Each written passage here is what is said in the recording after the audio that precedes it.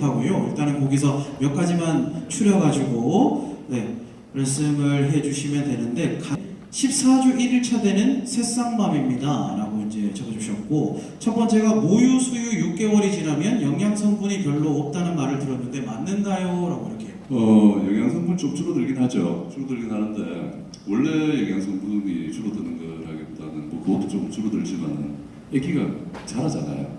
많이 자라잖아요. 그럼 아기가 요구하는 요구량을 못 따라가는 거죠.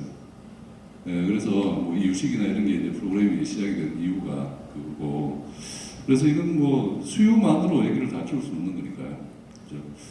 그리고 마지막으로 초산이라 막달의 양수가 터지는 거랑 진통 오는 느낌을 어떻게 구분해야 할까요? 병원에 긴급으로 가야 할 상황을 잘 모르겠습니다. 이렇게. 그 상황은 다들 잘 모르죠. 다들 잘 모르는데 막달에 양수가 터지는 건 되게 알아요. 수축이 오면서 터지고, 보통 이제 양수 터지는 게 정상적으로 터질 때는 확 터집니다. 염증이 있어서 조금씩 수축이 없는 상태에서 터지는 경우는 좀 미량으로 나오는 경우도 있어요. 하지만 좀 헷갈리면 병원 가야죠. 양수가 오른다는 것은 어쨌든 응급상황으로 볼 수 있는 거고요. 그리고 두 번째, 진통의 문제는 실제로 뭐 본 진통이 확 오게 되면 누구나 다 압니다. 못 견디죠, 아파서. 그렇긴 한데 병원에 언제쯤 가야 되느냐 하면은 임신 말기가 되면 36주 이후에 애기가 태어나도 됩니다.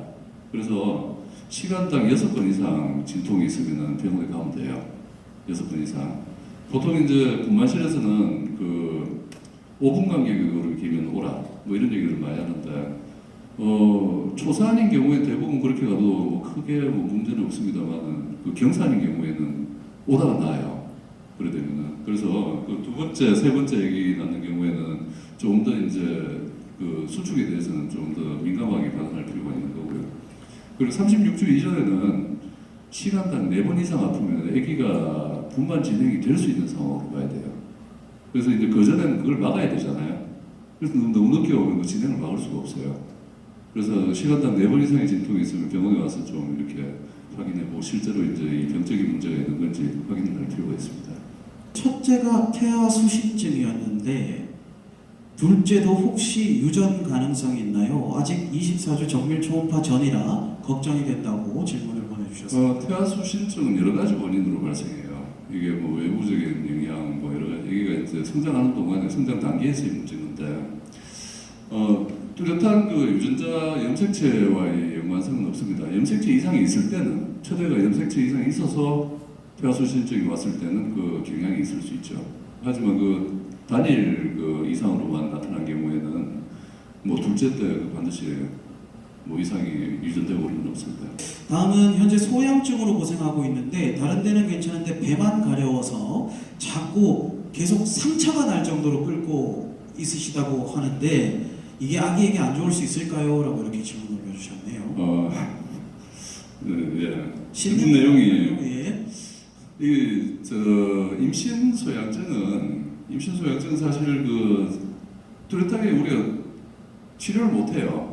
근데 과연 이게 소양증이 맞는가부터 이제 진단을 해갈 필요가 있고, 임신 소양증은 결국 아기의 출산 후에 2주 안에 이제 해결되는 걸로 되어 있습니다. 근데 이걸 배를 피가 나도록 걷는다면 그 자체가 안 좋죠. 좋을 게 없잖아요, 그죠? 근데 아기한테 대한 내용은 임신 소양증으로 인한 태아 신생아한테 대한 경향은 아직 보고된 바가 없어요. 근데 이제 우리가 임신 중에 이 임신 소양증이 왜 생기는지에 대해서 아직 100% 확립된 건 없습니다. 확정된 건 없고, 만약에 이게 이제 몸에 알러지나 이런 아토피성 어떤 변화나 이런 거하고 이런 데 이제 노출되는 그런 것 때문에 생기는 거라면은, 그렇다면은 아기한테 영향이 갈 수 있는 게 엄마가 이제 그런 자가 면역 체계에 어떤 뭐 이상이 있다면은 아기한테도 전달이 될 수 있죠. 전달이 될 수 있는데, 여기서 이제 중요한 게 비타민 D가 되게 이제 자가 면역 관련된 부분에 조절자로 작용하기 때문에 그게 모자라는 분들한테 이게 잘 나타납니다. 그래서 뭐 최근에 뭐 한 6, 7년 전부터 이제 비타민 D에 대해서도 굉장히 중요한 이슈가 됐던 게, 비타민 D 임신 중에 먹으라고 하잖아요. 근데 되게 이제 잘 모르고 이제 뼈 만드는 데 중요하다 뭐 이렇게 얘기들을 하는데, 사실 면역 체계하고 굉장히 중요합니다.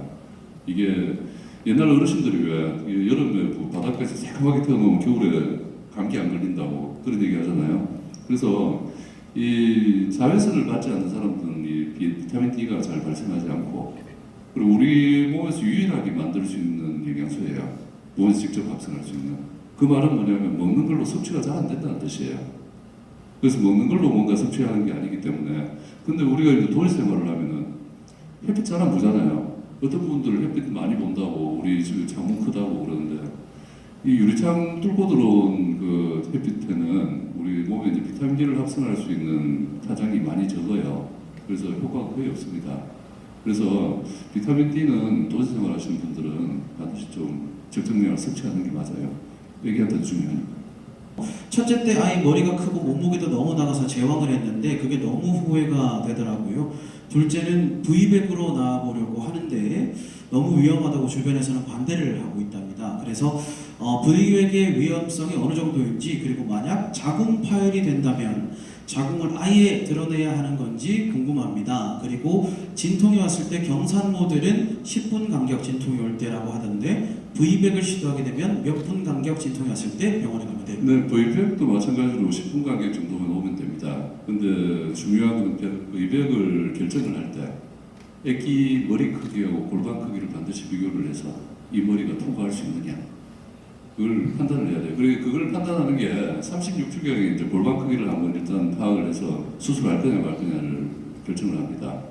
그리고 거기에서 V백을 할 수 있다라고 이제 생각이 돼서 진행을 시켰을 때는 38주경부터 매주 내진을 하면서 애기 머리 크기가 그쪽에 이제 골반을 통과할 수 있는 상황이 되는지, 애기 머리는 조금씩 계속 자라니까, 그죠? 그래서 그거를 계속해서 이제 체크를 해야 되는 건데, 여기 지금 질문 내용을 보니까 이게 너무 위험해서 뭐 이게 파열될 위험성이 있는데, 파열됐을 때 그게 얼마나 위험한 건지 잘 모르겠다 이런 내용인 것 같은데요. 자궁 파열이 있으면 산모 측면보다 아기가 문제가 생기죠. 아기가 생명을 잃을 가능성이 굉장히 높아지죠.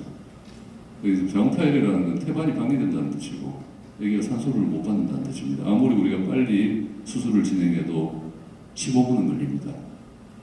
그래서 V백 부분은 제가 굳이 막 이렇게 산모들한테 권장하지 않는 이유가 그거예요.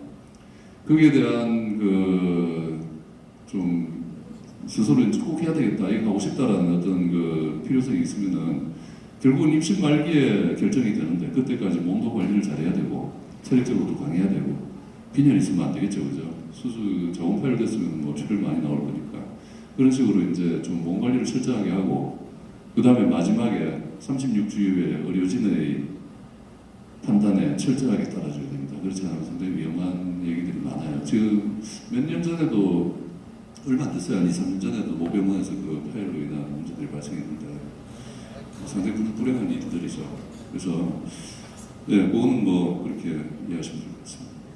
네, 알겠습니다. 다들 이제 이해를 하시고 본인의 선택의 여하에 따라서 결정하시면 될 것 같고요. 마지막으로 원장님 목소리도 정말 너무 좋으시네요. 하트, 태교로 딱이에요. 이렇게 또 밑에 댓글을 남겨주셨습니다. 감사합니다. 네,